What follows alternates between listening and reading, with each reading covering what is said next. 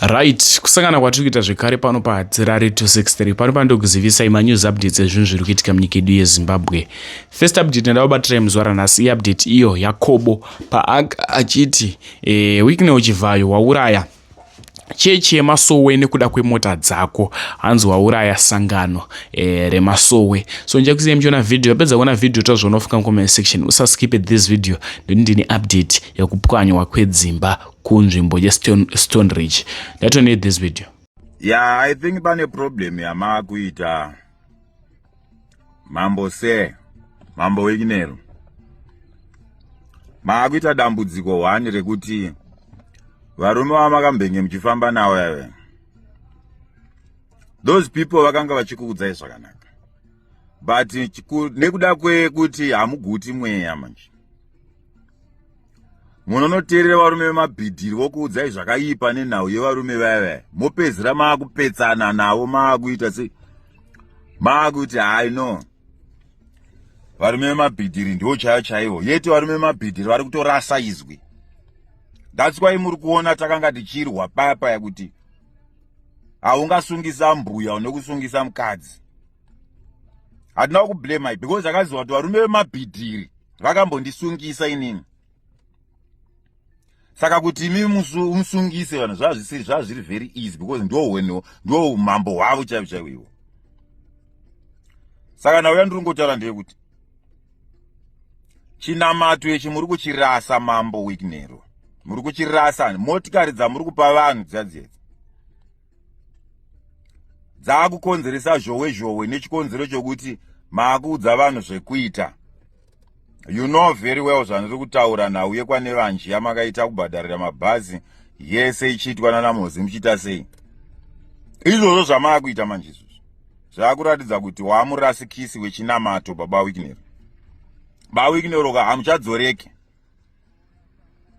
Baba wekinero kezvindo izvi matova mupandukiri weJohani Masowe wechishanu. Chikonzero wakasiya vanhu vaiziva chinamato ukavakandira kunze ukabva wati iwewe hauchaudzwi nemunhu. Haudi kuteerera wekinero, that's the problem. Haudi kuteerera. Ndosaka wakupedzera wakusungisa ana ambuya nevakadzi. Haudi kuteerera. Ko wadiwo kungoteerera chinamato wadzosera munzira wawakapa mota marega kuvaudza kuti vanhu ivava vaite zvese. Wakavakisa horo yekuti izvoni vanhu vanoputsa chinamato vachirangana. Marionde wakurasa chinamato baba wekinero. Baba wekinero, this is the high time manje yekuti maakufanirwa kuchinja maitiro enyu. Maakufanirwa kuchinja manje uchiratidza kuti uri mupostori. Iyi mari haiziyo mari yekutenga izwi kana kuti yekurasa chinamato. Asi mari ngaive mari yekuti kubatsire nherera nekuvakiridza nekusimudzira vapostori. But mari yacho wakuishandisa nenzira isiriyo yekuparadza chinamato cheJohani Masowe wechishanu.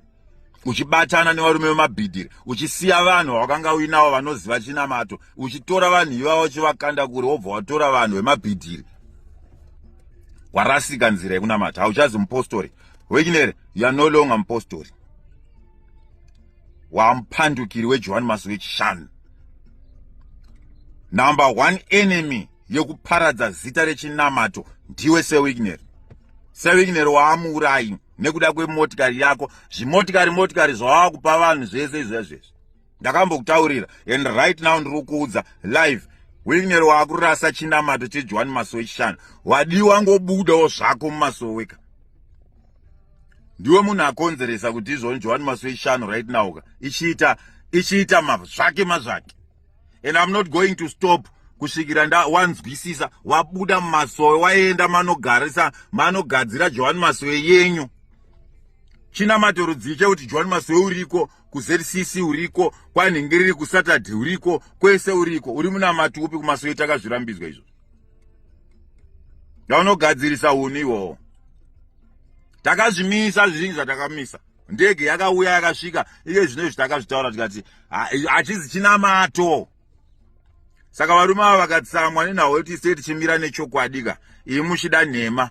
Handikublame wekinero, problem ndeyekuti watora vanhu vemabhidhiri ukavaisa padhuze newe zvakanyanya. Zvino timu remabhidhi richakurasa ende richaita kuti upesane nehama, richaita kuti uzopedzera wamunhu asina zvaanomboziva.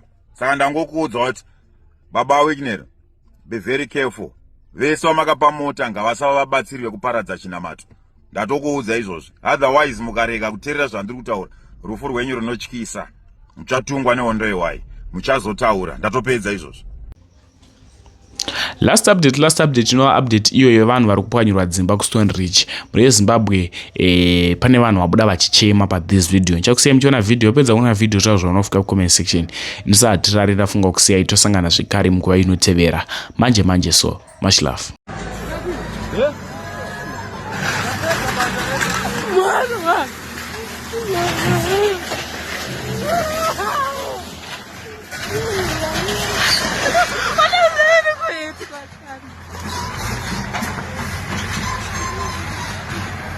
My shame.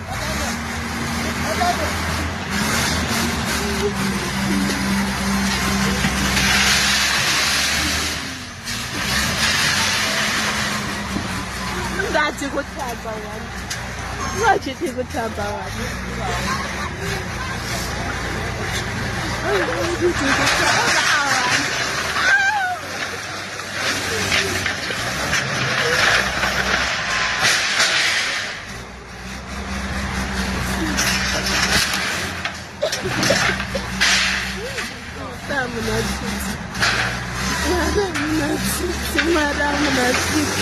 I'm